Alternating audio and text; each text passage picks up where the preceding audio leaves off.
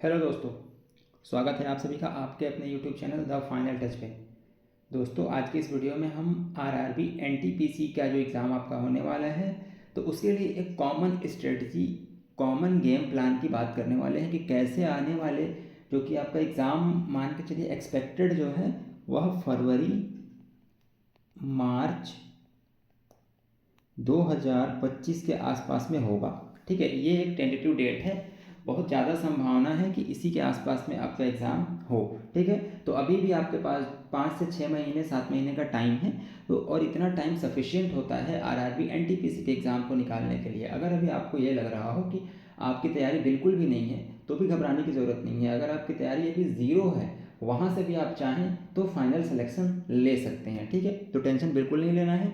बस जो आपको बताया जाए इस वीडियो में उसको रिलीजियसली फॉलो कीजिए। और दोस्तों, मैं एक चीज़ बता रहा हूँ कि आप आरआरबी एनटीपीसी एग्ज़ाम के लिए मुझ पर ट्रस्ट कर सकते हैं, क्योंकि मैंने ये एग्ज़ाम दिया है, ये एग्ज़ाम क्वालिफाई किया हुआ है। ठीक है, तो अपने एक्सपीरियंस से, अपने अनुभव से मैं कितनी बार फेल हुआ हूँ, फिर कैसे पास किया हूँ, इन सब चीज़ों को एक निचोड़ बना करके आपको इस वीडियो में मैं दे रहा हूँ। तो इस वीडियो को एक एक पॉइंट को ध्यान से सुनिएगा और समझिएगा, और उसको अपने स्ट्रेटजी में अगर आप अप्लाई करेंगे देन डेफिनेटली आप आरआरबी एनटीपीसी एग्जाम को काफ़ी अच्छे तरीके से क्वालिफाई कर जाएंगे। ठीक है, चलिए, तो ज़्यादा समय ख़राब ना करते हुए अब स्टार्ट करते हैं अपना वीडियो। देखिए, ये बेस्ट स्ट्रेटजी होने वाला है, लेकिन मेरी बातों पे मत जाना। कुछ भी दुनिया में बेस्ट नहीं होता है। ठीक है, हर चीज़ में कुछ कमी और अच्छाई दोनों होती है। ठीक है, हर दवाई सबके लिए सूट नहीं करती है भाई। हर अलग अलग बीमारी की अलग अलग दवाई होती है। ठीक है, लेकिन एक एक जो है जनरल मेडिसिन मैंने दे दिया है, उसमें आपको अगर कहीं कुछ कमी लगे उसको हटा दीजिए, कुछ ऐड ऑन करना है उसमें ऐड कर दीजिए। ठीक है, लेकिन मोटा मोटा जो है ना, वह एक जो है 80% 85% आपको वही चीज़ काम आएगी जो मैं इसमें बताने वाला हूँ। ठीक है, बाकी आप इसमें कुछ ऐड ऑन कर दें तो काफ़ी बेहतर होगा। ठीक, हमारा टारगेट क्या है? हमारा टारगेट 90 नंबर और 95 नंबर और 100 नंबर नहीं है। हमारा टारगेट है फाइनल सिलेक्शन होना चाहिए बस। भाई, अपने को तो नौकरी लेना है ना, सिंपल सी बात है। ठीक है, तो अपना टारगेट है फाइनल सिलेक्शन। चलिए स्टार्ट करते हैं। सबसे पहले आपको पता होगा, इसका एग्ज़ाम का पैटर्न आपको पता होना चाहिए। तो सबसे पहले जो इसका CBT 1 होगा, ठीक है, जो CBT 1 होगा तो इसमें आपके टोटल 100 क्वेश्चन रहेंगे। ठीक, जिसमें GS के 40 क्वेश्चन, मैथ्स के 30 क्वेश्चन और रीजनिंग के 30 क्वेश्चन।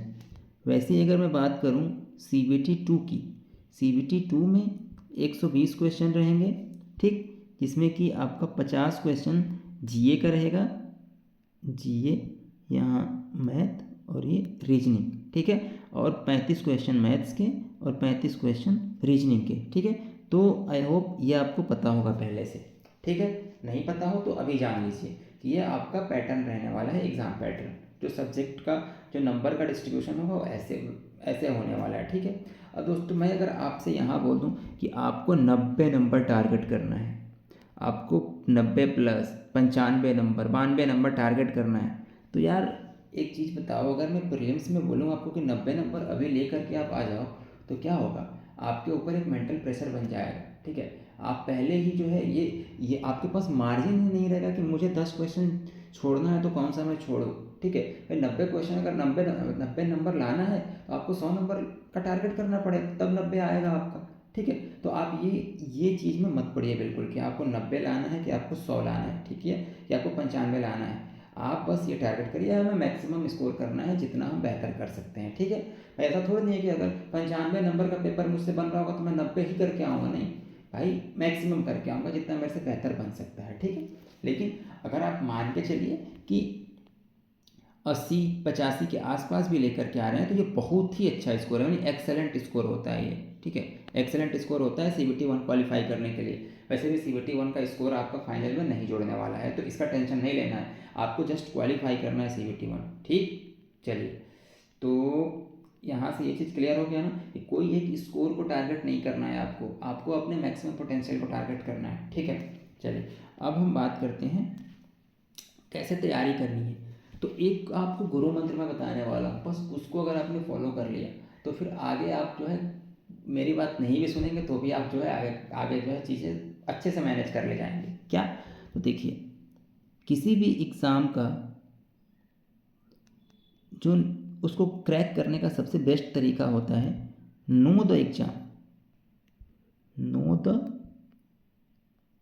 एग्ज़ाम। अगर आप एग्ज़ाम को समझ जाएंगे तो फिर आप एग्ज़ाम निकाल लेंगे। और एग्ज़ाम को समझेंगे कैसे? तो एग्ज़ाम को समझने का जो बेस्ट तरीका होता है वह होता है PYQ, यानी प्रीवियस ईयर क्वेश्चन। ठीक है, तो आपको बस इस पे टारगेट करना है काफ़ी अच्छे से।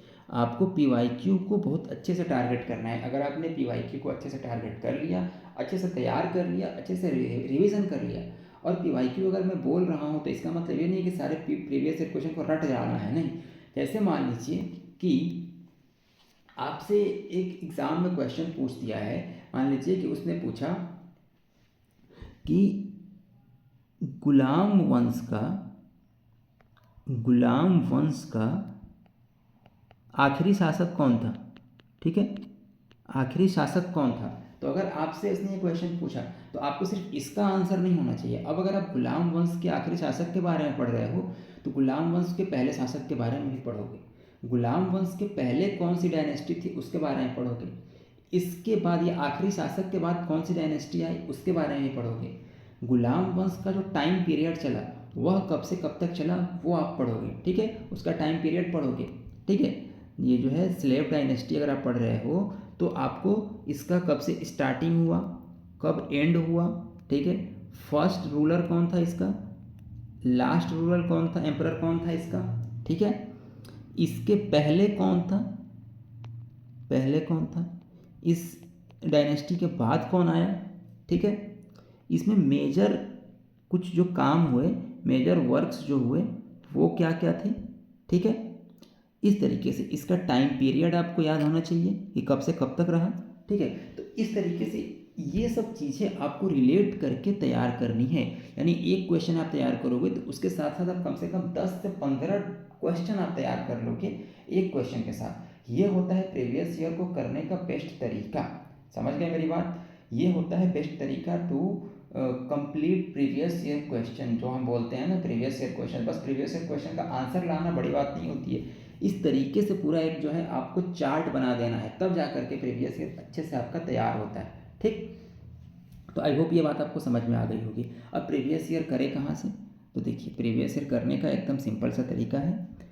अभी आपका NTPC 2000, एक मिनट है, NTPC 2019 का CBT 1 और 2 का एग्ज़ाम हुआ है। ठीक है, इसके सारे शिफ्ट के पेपर आपको डाउनलोड करने हैं, डाउनलोड नहीं करने हैं पेपर जो है, डाउनलोड नहीं करने हैं, बुक खरीद लेनी है, बुक लेना है ना, और कुछ नहीं, बुक लेना है आपको। ठीक है, ये ऑनलाइन मत करिएगा, आपको बुक खरीदना है। अगर पेपर एग्ज़ाम निकालना है तो कुछ पैसे खर्चे करने पड़ेंगे, आप बुक खरीदिएगा। बुक कौन सी खरीदेंगे? तो आप पिनेकल की ले सकते हैं, पिनेकल की बुक आती है वो ले सकते हैं, या आप किरण की ले सकते हैं। कोई भी बुक आप ले लीजिए, मैं ये नहीं बोल रहा हूँ कि ये पर्टिकुलर यही बुक लेनी है, जिसमें भी प्रीवियस ईयर क्वेश्चन और कंपाइलेशन आपको मिल जाए। तीनों सब्जेक्ट की बात कर रहा हूँ मैं मैथ्स, रीजनिंग, GA, तीनों की ही बात कर रहा हूँ। तीनों के आपको प्रीवियस ईयर क्वेश्चन का पेपर लेना है, बुक लेना है।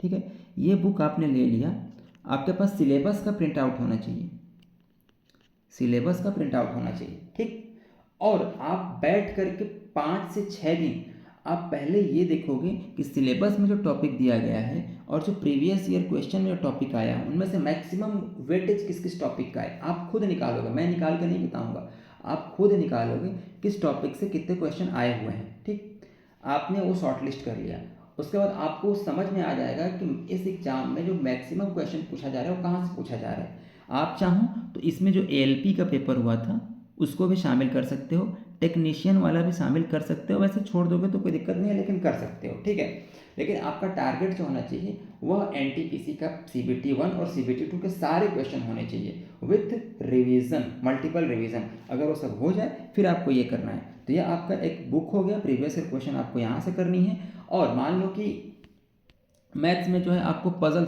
रीजनिंग में आपको पजल समझ में नहीं आ रहा है, ठीक है, यूट्यूब पे डाल दो, कोई भी टीचर, मैं किसी पर्टिकुलर टीचर को भी रिकमेंड नहीं कर रहा हूँ, आप कोई भी टीचर का जो है ये बस टॉपिक डालो, puzzle, puzzle for NTPC, puzzle for NTPC डालो, कोई भी टीचर आ जाए, है ना, सारे टीचर अच्छे पढ़ाते हैं, आपको बस एक फंडामेंटल पता होना चाहिए। उसके बाद फिर आपको जब एक बार कॉन्सेप्ट समझ में आ जाए तो आपको क्या करना है, कॉन्सेप्ट समझ में आ जाए तो आपको वापस आना है प्रीवियस ईयर क्वेश्चन पे, ठीक है। ये आपका गुरु मंत्र है, मूल मंत्र है, ठीक है। कॉन्सेप्ट समझिए, प्रीवियस ईयर क्वेश्चन पे आइए, फिर क्वेश्चन सॉल्व करिए, ठीक है। ये करेंगे तब एग्जाम में आप मैक्सिमम क्वेश्चन अटेम्प्ट कर पाएंगे, ठीक है। ये हुआ। मान लीजिए आपको रेशियो एंड प्रोपोर्शन में दिक्कत आ रही है तो आप यूट्यूब पे सर्च करिए ratio and proportion for NTPC. जो भी टीचर आए उनका 1 घंटे का वीडियो होगा, देख लीजिए, टॉपिक समझ में आ गया, प्रीवियस ईयर क्वेश्चन में जाइए, जो रेशियो एंड प्रोपोर्शन के जो क्वेश्चन प्रीवियस ईयर में आए हुए हैं टॉपिक वाइज करना है, ठीक है। ये आपको ऐसा नहीं है कि जो कोई सेट वाइज करना है, नहीं, आपको topic wise previous year question करने हैं, ठीक है। तो आपने रेशियो एंड प्रोपोर्शन का प्रीवियस ईयर क्वेश्चन का पेपर पूरा जो है क्वेश्चन निकाले, आपके पास 100, 150, 200 क्वेश्चन होंगे, उनको आपको अच्छे से सॉल्व करना है। फिर क्या होगा, फिर हर तरीके के क्वेश्चन आप एक बार कंप्लीट कर लोगे, ठीक है। ये मैथ्स के लिए भी लागू होगा, रीजनिंग के लिए भी लागू होगा, जीएस के लिए भी लागू होगा, ठीक है। ये क्लियर हो गया। अब देखिए जीएस के लिए, जीएस या जीए जनरल अवेयरनेस, इसके लिए मैं आपको एक यूट्यूब चैनल रिकमेंड करूँगा, आप चाहें तो उसको देख सकते हैं, क्रेजी जीके ट्रिक्स, ठीक है, क्रेजी जीके ट्रिक्स, इनका चैनल आप देख सकते हैं। इन्होंने काफ़ी अच्छे से समझाया हुआ है। मैंने पर्सनली ये चैनल इनका यूज़ किया हुआ था अपने तैयारी के समय में, तो काफ़ी हेल्प हुआ था यहाँ से। आप चाहें तो देख सकते हैं, बाकी आपको जो भी टीचर बेहतर लगता हो आप उससे तैयारी करिए, ठीक है। और दोस्तों फिलहाल के लिए मेरे हिसाब से इतना काफ़ी है। आप पहले ये काम करिए, हफ्ता दिन का टाइम लीजिए, आप बुक मंगाइए प्रीवियस ईयर क्वेश्चन का, किसी भी पब्लिकेशन का हो, आप सिलेबस का प्रिंट आउट निकालिए, टॉपिक शॉर्ट लिस्ट करिए, मैक्सिमम जो वेटेज वाले टॉपिक्स हैं कौन से हैं, ठीक है। उसके बाद आप जो है जो टॉपिक में आप वीक हैं, यूट्यूब पे पहले वो टॉपिक क्लियर करिए, उसके बाद पेन पेपर पे बैठ करके उनका प्रैक्टिस करिए क्वेश्चन का, ठीक है। और एक जो मॉक टेस्ट भी आपको देना है, ठीक है, मॉक टेस्ट आपको देना है रेगुलर बेसिस पे। अभी क्या है कि आप हर 2 दिन पे 2 दिन पे दीजिए, अभी जो है आप 2 दिन पे दे दीजिए, 3 दिन पे दे दीजिए, लेकिन एक मॉक टेस्ट आपको देना है अभी से, स्टार्टिंग से। और दोस्तों एक चीज़ ध्यान रखना है कि इसका CBT 1 CBT 2 में बहुत डिफरेंस नहीं होता है, तो आपकी जो तैयारी अभी होगी वो आपके मेंस के लिए भी काम करेगी। CBT 1 CBT 2 का सिलेबस सेम होता है, बस क्वेश्चन का नंबर बढ़ जाता है, नंबर ऑफ क्वेश्चंस बढ़ जाते हैं, ठीक है। तो मॉक के लिए आप टेक्स्ट बुक जो है वह प्रीफर कर सकते हो, काफ़ी अच्छा मतलब प्लेटफॉर्म है। बाकी जो आपको ठीक लगे, मेरे हिसाब से टेक्स्ट बुक बेस्ट है, ठीक है, आप उसको प्रीफर करिए। बाकी अगर कोई और ऐप आपको अच्छा लगता है मॉक टेस्ट देने के लिए, जो क्वालिटी मॉक टेस्ट देता हो, तो आप उसको प्रेफर कर सकते हैं। लेकिन मुझे लगता है कि टेक्स्ट बुक एग्ज़ाम से एकदम रेलेवेंट कंटेंट बनाता है, मैंने पर्सनल यूज किया है इसलिए मैं बता रहा हूँ आपको, ठीक है। तो आप टेक्स्ट बुक पे रिलाई कर सकते हैं। बाकी अड्डा वगैरह पे आप फ्री वाला जो क्विज है वो दीजिए, टेक्स्ट बुक पे आप पेड वाला इनका सब्सक्रिप्शन ले सकते हो, 1 साल का जो पास आता है, ठीक है। तो आई होप ये बात आपको समझ में आई होगी। अगर इसके अलावा कोई भी डाउट आपके पास हो तो आप कमेंट करके कमेंट सेक्शन में मुझसे बिल्कुल पूछिए, आपके हर एक कमेंट का जवाब दिया जाएगा। और आप लोग अगर सपोर्ट करते हैं तो आगे पूरे आपके एग्ज़ाम के लिए मैक्सिमम सिलेबस कवर कराने की गारंटी मेरी है। बस आप लोगों का इंटरेस्ट और सपोर्ट चाहिए, ठीक है। अगर आप लोग बोलोगे तो हम अपने चैनल पे उसकी तैयारी भी स्टार्ट कराएंगे। तो दोस्तों मिलते हैं अगले वीडियो में, तब तक पढ़ते रहिए, आगे बढ़ते रहिए और बस मिलेंगे। Thank you.